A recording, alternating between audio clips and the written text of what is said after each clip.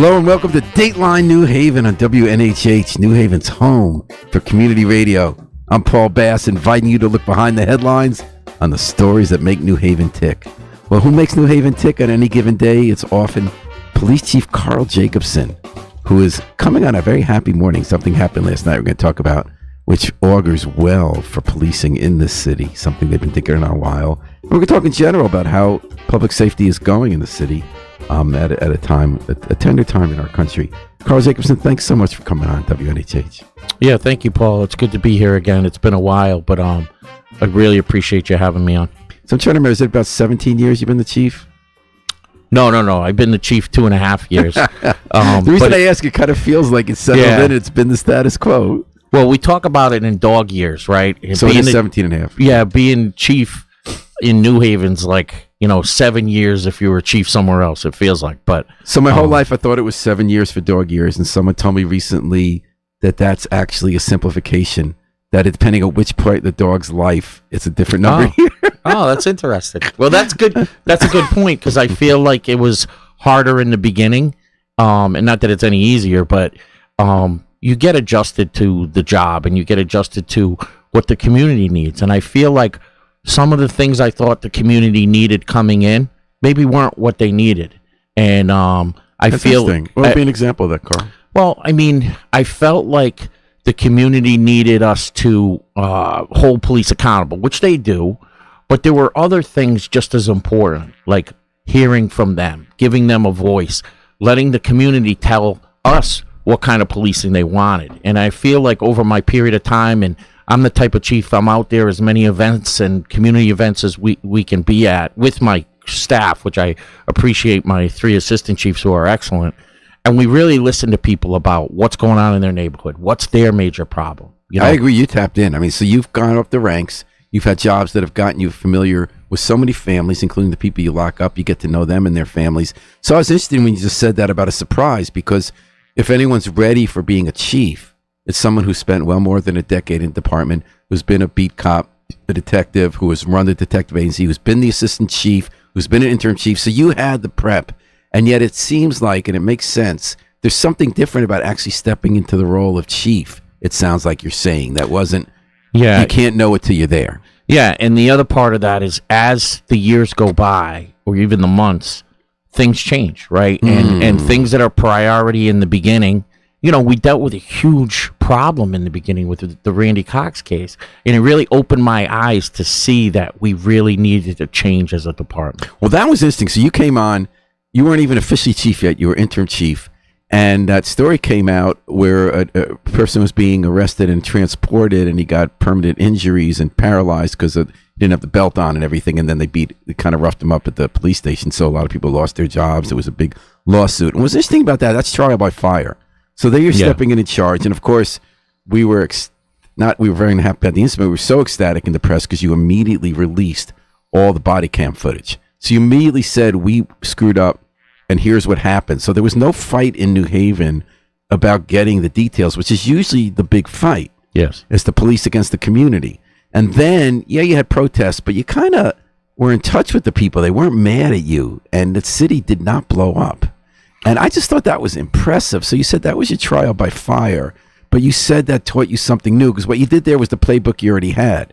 Admit something, you had someone stop their other work to get that video out, get in front of it, stay in touch with the people who were protesting. So what didn't you know? Well, I'm just saying that as these months progress, things change. So that was such a key thing, and the accountability part.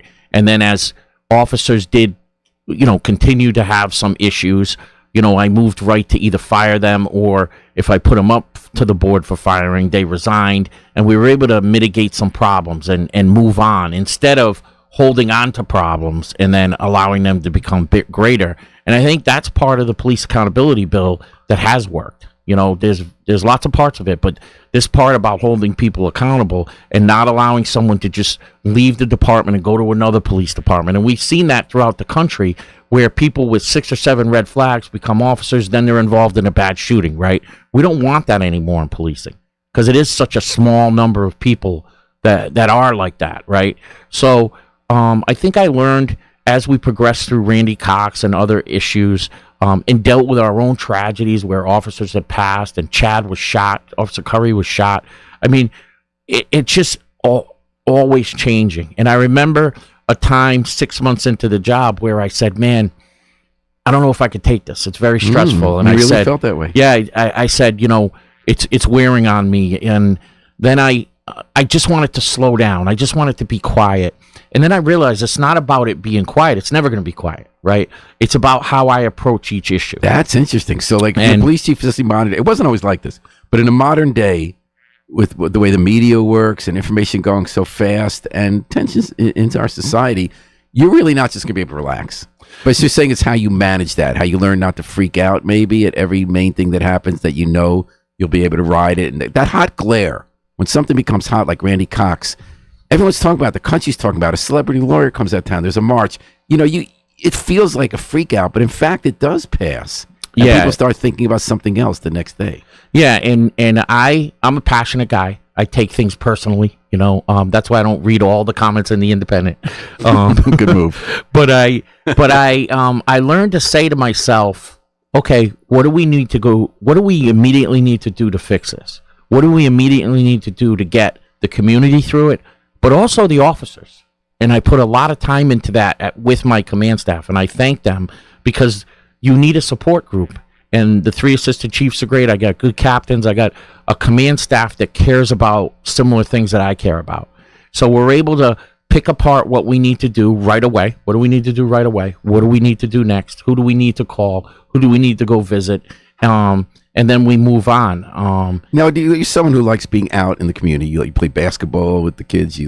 Is it hard to not be able to be out as much, or are you able to be out as much? I mean, you have to have these meetings, bureaucratic meetings. You have to manage hundreds of people. Yeah. You have to assign your assistant chief to tasks and follow up on reports. But I mean, part of this, and probably the most important part, is being seen out there and talking to people. I was just walking in, and a guy riding by on the bike said, "Hey, Chief, we love you." And that's when I know nice. That even though I'm, going to all these things and doing all these things, I feel like I'm doing the right things. And how do you make sure not to be trapped in a bureaucratic office? Because you do have to show up and run the office. Yeah, well, and our Monday mornings meetings with just me and the chiefs, we talk about these events are going on. Who's going to this one? Who's going to this one? Now, I used to try to go to all of them. I'm learning I can't go to all of them. But there's key events that I make sure I go to. And I make sure I go around the entire city. I don't go to one place constantly. We go around the entire city. And if I'm not there, you'll see Chief Zanelli or Chief Bactana or Chief Etienne. So we kind of split it up now. And that was hard for me too. Not that I was a micromanager. It's just that I care so much. I want to be involved in everything. And I realized that I had to give them a lot of the stuff to help me out. And that's work too. This morning, one of the officers being honored for being a veteran, Sergeant Alvarado. Congratulations to him. Brand new district manager in 8 and 9, doing a great job. But I couldn't make it there, so Zanelli went. You know what I mean? So we really share the responsibility. You have a good team. I know you guys work together. Yeah, we work very well, and that's important, because when there were other groups of chiefs in those offices that didn't work well together, and also often new chiefs came in who brought people from California, from Chicago. So we're talking to Karl Jacobson, who has been police chief 2.5 years in people years and 17 years in police chief years of the New Haven Police Department. So last night, the Board of Aldermen voted, and there's a new contract for the police department. A really big deal. It was weighing on you. It was weighing on the city. It was weighing on the department, because we're understaffed. And it had been 2 years since the last contract expired. What does that mean for you now that this contract's been reached? Well, I'm ecstatic about it. And I want to thank the mayor and his administration, and President Cotto and his group. Of the union. Yeah, and the contract expired July 1st, 2022.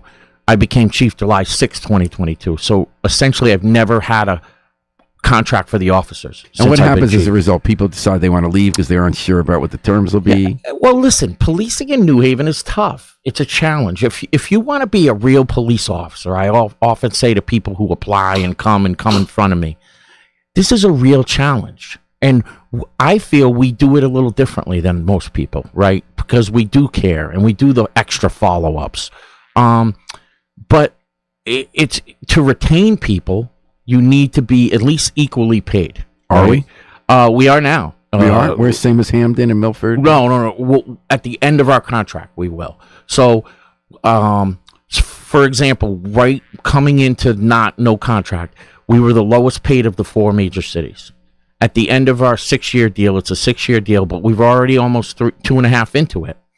At the end of this 6-year deal, we'll be the highest paid of the 4 major cities. Now, granted, they'll have more contracts or whatever. So now my understanding was the suburbs were an issue. So you would train cops, and they'd be good cops, and you would point out someone doing a good job, and within 3-4 years, they'd be lured not by another big city. They'd be lured by Hamden. They'd be lured by Norwalk. And what they'd be told is that you're going to make more money, and you're not going to have to risk yourself as much or work as hard. Yeah, but that kind of went away after the Bristol shootings, right? I mean, those 2 officers were killed in Bristol, which is a busy place, but it's not as busy as New Haven. So, and what I heard at the time was it's sort of like the reason people live in New Haven rather than a suburb.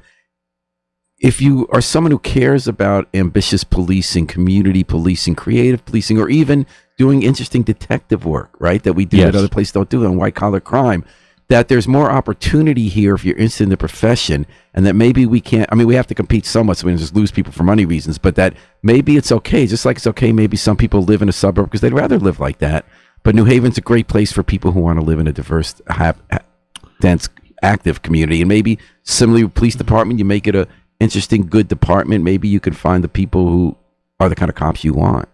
Yeah, absolutely, and everything you said is right on. But here was the take for New Haven years ago. We had one of the best pensions, right?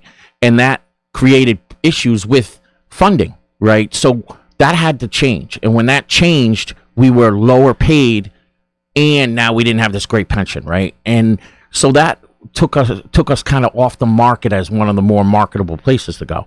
But we still got people, and we still move forward. And what I've been saying is exactly what you just said. What I've been saying for this 2.5 years is stick around. We do it different. It's not better over there. You're still putting your life on the line. But hey, if you get in trouble in New Haven and you call, you're not in trouble, but if you're having an issue with a suspect or multiple suspects and you call for help, it's right there. Because there's a lot more officers to help you. Right? Let me ask you about officers. So now, how much are we down? How many slots do we have in department? How many are empty? So we were down substantially for a long time in the 80s or 90s. Right now, we're down 60. Out of how many? Out of 417. Actually, that number. So if you go by so there's dollar positions of the 417. There's $20 positions. Meaning they're not really supposed to be filled. Yeah. It's so placeholders. There's 397. Go to 397 and then go 60 down. So we're 337. We're about 337. And that means that officers often have to work double, triple shifts, even if they don't. Like sometimes they want to because they want the overtime, but sometimes it wears them down, right? Well, not as much as it had been. We did some changes to the scheduling and we got some relief. And this new contract is excellent. You can only be ordered 3 days of your 5 days on. So that's huge. You can order 3 overtime. Yeah, so ordered to work 3 overtime. You can work as many as you want by choice, but ordering. So that's 60 down. You were worried without a contract, there was this threat that a certain number of people could opt to retire. And what was that number? Yeah, so due to the sick time buyback we have, 20 people can retire every year with that. Only 3 had retired. In December, there was a potential of 17. 17 were signed up for that. And then there was about 12 people looking at other departments. Word of the contract potential came out. It came out stronger, obviously, when the mayor announced that he had made a deal with the union. Details of that came out. And instead of having 29, think about that, 21 more people leave. Right now, only 5 are retired. So of the 17, only 5 left, and only 2 of the 12 have left. So that's only 7 instead of 29. And then on the upside, you're recruiting, and you haven't started your official recruiting process when we start seeing all the online ads, you see the posters, you see the public events. You haven't started that yet, but you are recruiting. Yeah, and you made a point earlier, we lose people to other smaller departments. We were starting to lose people to bigger departments because Bridgeport and Hartford had signed a contract. Wow. So here's one big issue, and the mayor identified it, and he fixed it with this contract. Our starting pay was $50,000. Bridgeport, Hartford was way higher than that, 60, 65. Our starting pay now, after this ratification of the contract, is $70,000. So we're way more competitive than we've been in a long time. So what's that showing up now in recruiting? How you doing on the soft launch? So the soft launch and just the knowledge of it, last time we had 23 people come out of the whole testing process and pass. So we had to select from 23 people. When was that? That was back in September. And I was able to put 8 in an academy from the 23 after doing lie detectors and all the crazy stuff you have to do, which is important, you know. This time we have 46 people that have completed those tests. So we've doubled our number already. Completed what? Completed all the written and the oral testing, the initial test. And passed it? And passed it. 46. So we doubled that number already. And you haven't started, and when does this period go through?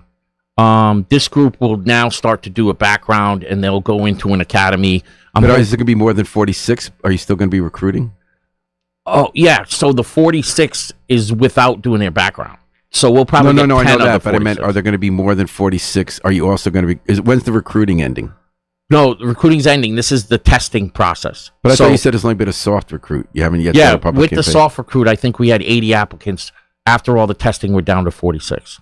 Yeah, but I thought you were going to continue to do more recruiting. Yeah, the next phase will be in January. We'll do another recruitment phase where we will roll out the exact numbers of the contract. And there, I hope to start getting hundreds of people again like we used to. So has something changed? A lot of people said, I don't want to be a cop anymore anyway. The public's kind of down on policing. It's dangerous. The job market used to be wide open and get other work. Has that changed? Do people feel differently about being a cop now? I think so. I think there is always pendulum swings in professions, right? And I think... And are we having one? I think we're having an upward swing. I think the, a perfect example is we had that unfortunate situation of our officer-involved shooting recently where the suspect pulled a gun, backed into our officers, and then fired at our officers. There was a small protest. We have interacted with the family, but there was not a large outcry that the police are bad, right? And we released the video. We did the game, what we're supposed to do. I give you guys credit for that. And that was very difficult for me. I know the family. I know his brother very well. I knew him. So it's not easy. And these guys that were involved in that, my police officers, they're hurting from that. There's amount of... I was wondering about how you have learned to navigate this. So you feel a very close connection to your officers because you've been a cop and you really care about them. And you have this close connection to the community when often when someone gets killed, you've known the family, you tried to help the family. Are you ever, like the way a social worker or a teacher, is there a risk of burnout, or have you just learned like how to navigate that and not go home and feel like crap? No, it is a risk of burnout because, like I said, I'm an overly emotional person. And, if you saw some of my interviews during that time, I got choked up in one of the interviews because I had just left my people. Well, that's great to be choked up. The question is it ever going to impair your ability to do the job, or do you learn? Because you talked about getting used to be the chief. Do you learn how, just like you learn not to freak out at every hot moment of controversy, do you learn how to keep in a compartment those feelings and keep doing your job?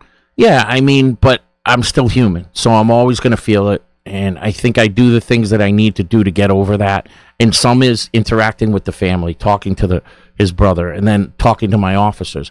My officers are extremely upset. Obviously, the family's extremely upset. There's no winner in this. You know what I mean? And I think it was important for us to come right out and show everything and do the way we did it. But still, there's pain that a community goes through. There's pain that the officers go through. And it's about trying to walk both sides through it and meet again. And we saw a small protest. We didn't see stuff that you've seen throughout the country. So I think that's important to gauge. People really give you the benefit of the doubt. When you talk to them and you put out the info and they could look at your case, they gave you the benefit of the doubt. Yes. And there's always going to be protests. We're talking to Karl Jacobson, the police chief, and there are two interesting moments of protest now in America that police chiefs like you have to deal with.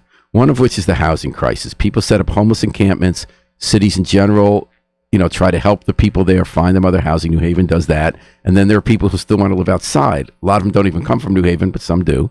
And then you're kind of tasked, it is always left up to the police to deal with the problem that society can't solve, because it's a hard problem. Whether substance abuse, mental health, joblessness, homelessness, or high rents, those are all problems that aren't your problems to solve. But meanwhile, you go there in the green when there are people still there and don't want to leave, and there's a public space, so you have to take it down. What was interesting to me was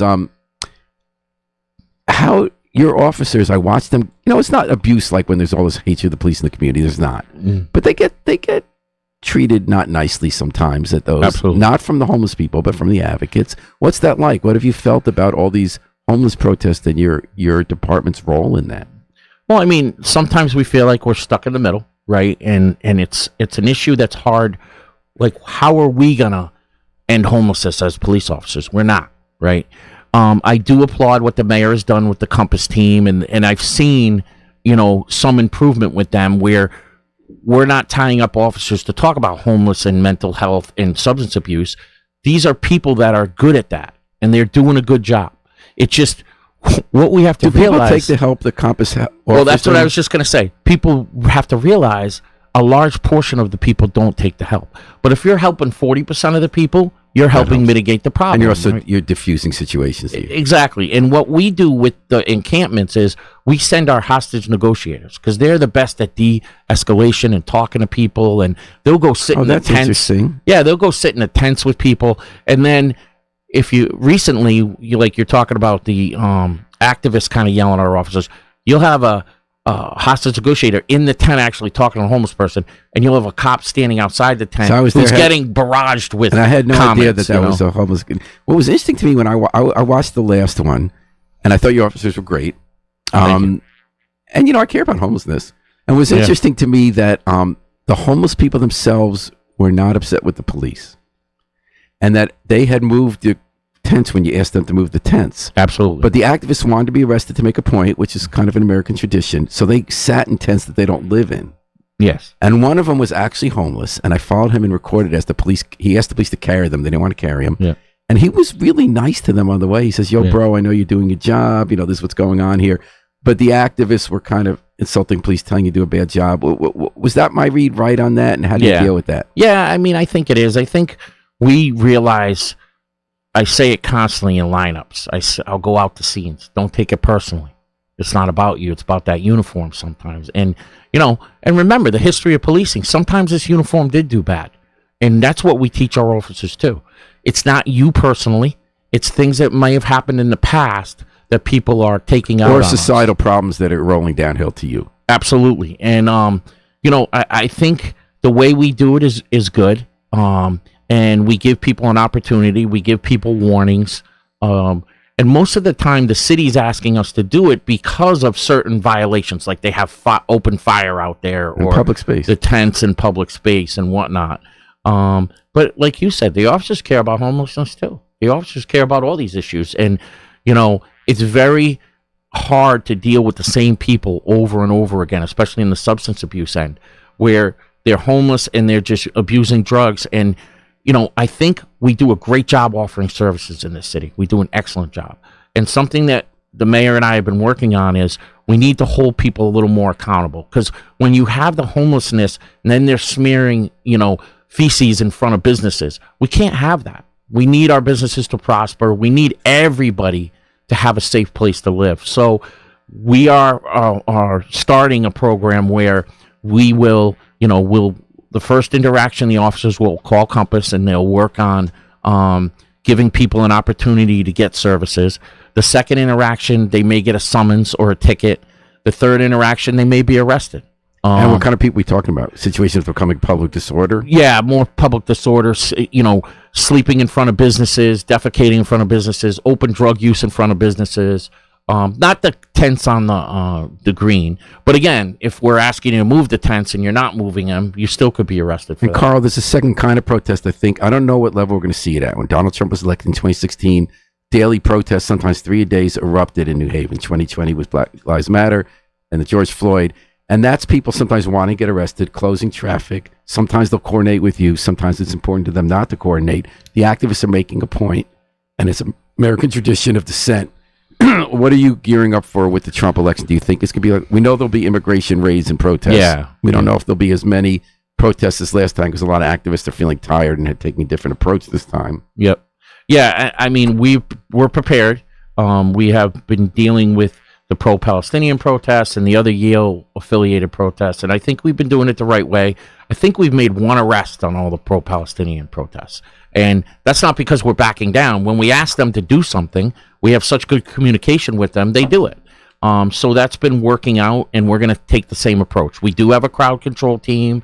They do know what they're doing. They train constantly.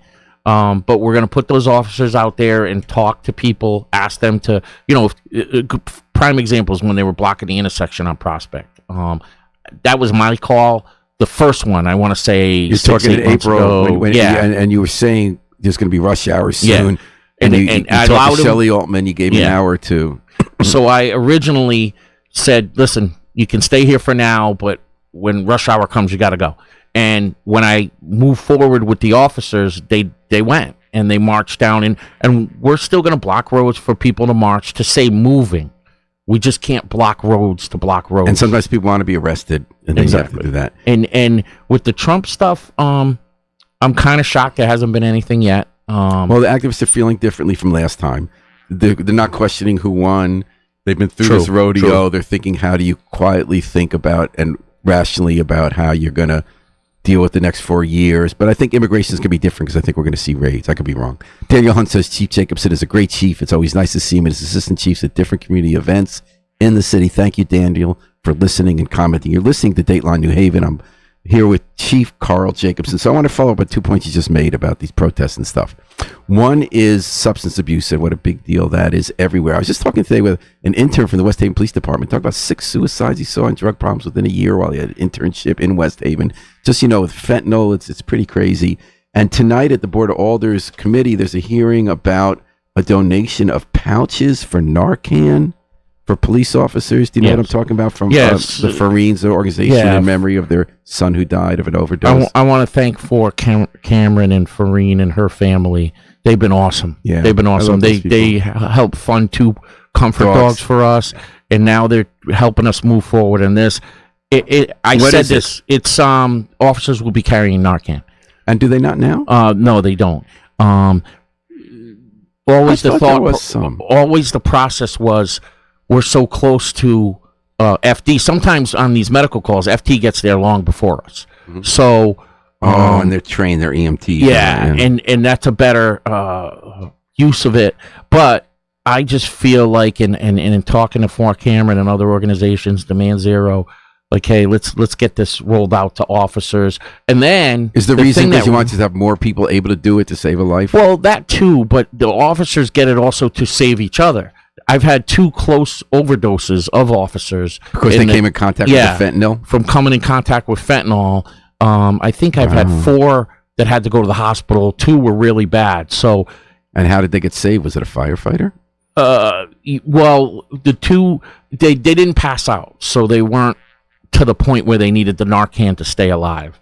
I don't know the exact. So these pouches, they're donating the pouches, not the Narcan. So the Narcan we got for free. The pouches they're donating. Who gave you free Narcan? Oh God! So is this every officer's going to have Narcan? Is there going to be training involved? Or? Oh yeah, of course there'll be training. But the first, kind of like the way we rolled out the tourniquets, the first priority is if an officer got the Narcan, then just like a regular citizen can assist a person, because they're not going to be fully medical trained, but they'll be trained in the use of Narcan. They will help people on the street that are having this. So we're just getting more people able to help people. Yeah, and I think it's important with what's going on with the fentanyl crisis. We're still seeing lots of overdoses, and it's terrible. And the other thing I noticed was with the body cams being so universal now, when I was at that homeless encampment, I was noticing what a good job the police officers are doing. And I went to one officer whom I've personally written very harsh articles about how he's dealt with tough situations. And I just said, I just want to tell you I've given you, slammed you in the past. I was just really impressed with how you're doing now. And he said, you have to know I have my body cam on. So like, you're not talking privately. I didn't mind. Yeah. But it was kind of interesting he had to say that, how our world has changed. Yeah. You can't really have a private, and I didn't need a private conversation because I didn't mind if people knew I thought he did a good job.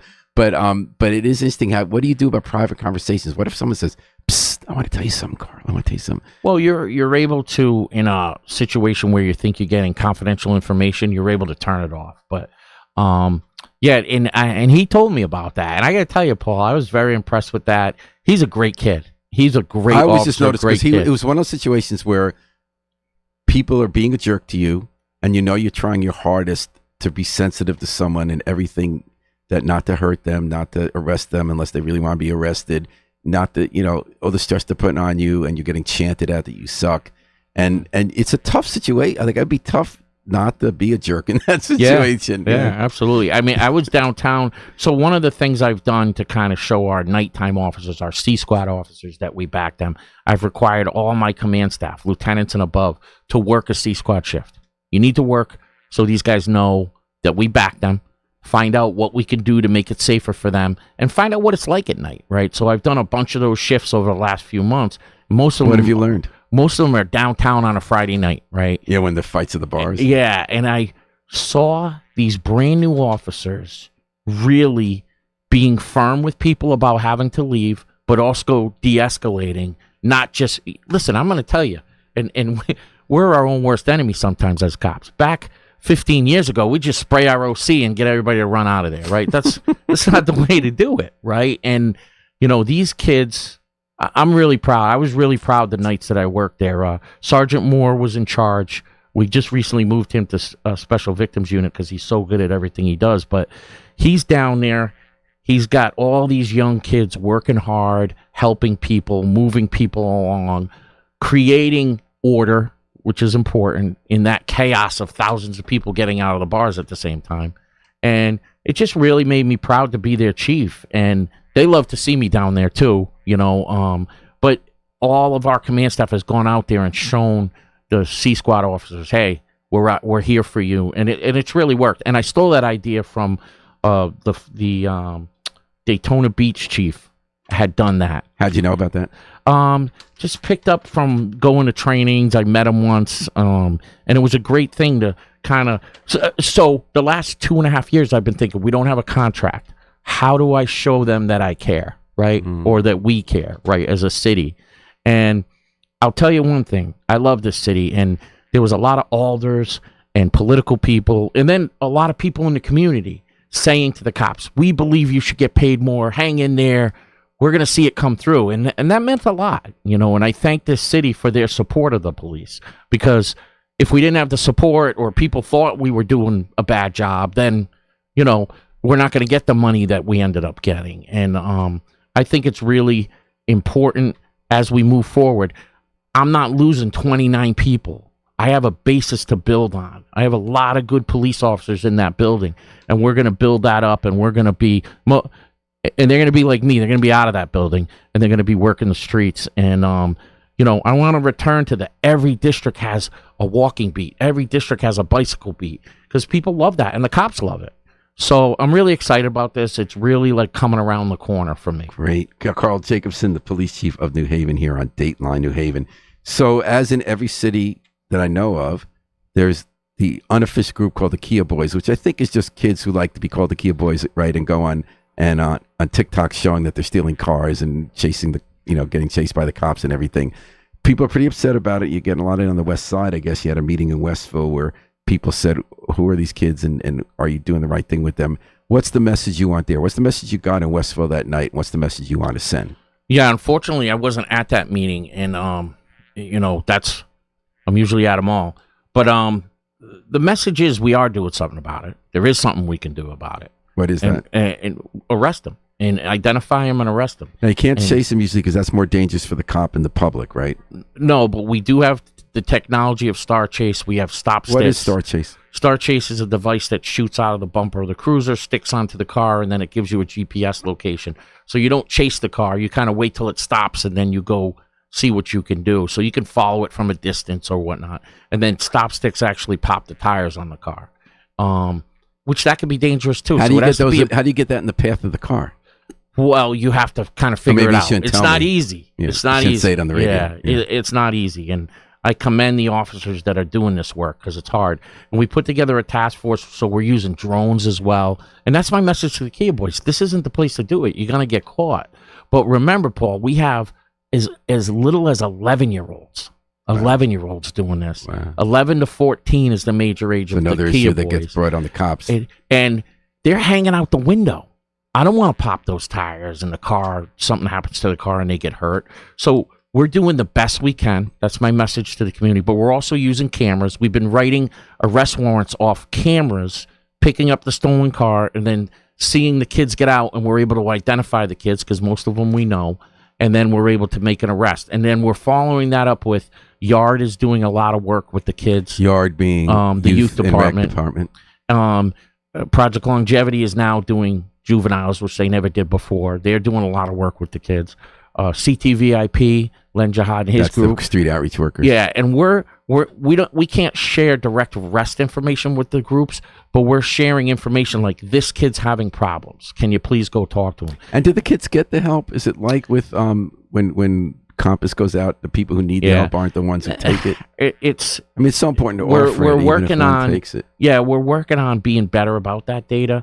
I would say for the most part they're not, but it's also what they have at home. What we're finding out is what's needed at home. Then we take that next level of if we can help the parents, maybe the parents are going to help us get the kids under control as well. And it could be anything. Like I know we had some kids identified as Kia boys. They ended up being involved in a shooting, and then the parents' house was getting shot up, and Project Longevity moved them out of the direct New Haven area to a place with relatives, and we were able to financially get them in a place, get the parents a job. I mean, those are big things. Yeah. So, I mean, all these groups are working hard. The biggest part I would say that's different is we're working directly with them. We're telling them, because Yard has a good feel of what kids aren't messing up, but they don't know who's getting arrested as Kia boys. And the public says to you, why aren't they in prison?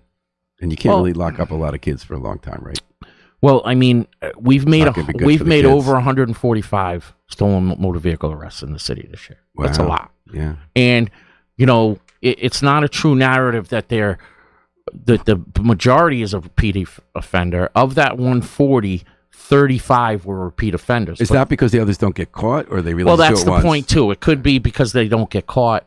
We're working on that data. We're really doing a data dive on that, and we're doing more order to detains. I'm not going to put it all on the courts. I'm not going to blame the courts. I'm going to, like I had a big discussion with my officers. We're going to do what we can do, and we're going to look at the data and find out what happens after. And you're also looking into the families. That's very interesting to me. Yeah, I mean, but those are other organizations that are doing that for us, and we're going to, one of our key guys, Lieutenant Derek Warner, I just want to thank him. We give him every problem in this city. Dirt bikes. I always wondered if that guy going to retire, because he's really done a lot of good work for a long time. Oh, he's been great. He actually took my old job. That's the job I had for 10 years. Which was the head of investigations? Yeah, no, the head of plainclothes, so to speak, like shooting task force, criminal intel, kind of like putting all the pieces together so we can solve a homicide, or we can solve more shootings, or we can get services for people that need it, right? And Derek does a great job, and he, but it's challenging. When you think about it, we have a task force for Kia boys. We have a task force for ATVs and dirt bikes. And how's that going? The ATVs and dirt bikes, I think, has calmed down. I'm not getting as many reports. The task force was going out 2-3 times a week. It's going out probably bi-weekly, but it's still following up on cameras. And because what we do is we see through the cameras, these bikes go by, and then sometimes we can track them right to their house if they're from New Haven. Mm. So they'll follow up and see if they can talk to somebody at that house. And then the stolen car Kia Boy Task Force is going out numerous times. They're doing great. But unfortunately, they're getting a lot of guns. I mean, fortunately, but unfortunately, they're getting a lot of guns with these stolen cars, too. Karl Jacobson, can you think of a recent day when you said, this is why I do this job? Oh, boy. There's a lot of crap, but this is why I do it. Yeah. This is making a difference. Well, just this morning, when I was walking down the street and somebody I've never seen before says, "Hey, Chief, how you doing? You're doing a great job. Keep it up." So I get that a lot, and that's when I say, hey, that's who I'm doing it for, somebody I don't even know. Well, people really appreciate the work the police department is doing. We're in a good place in New Haven, and we're lucky to have you.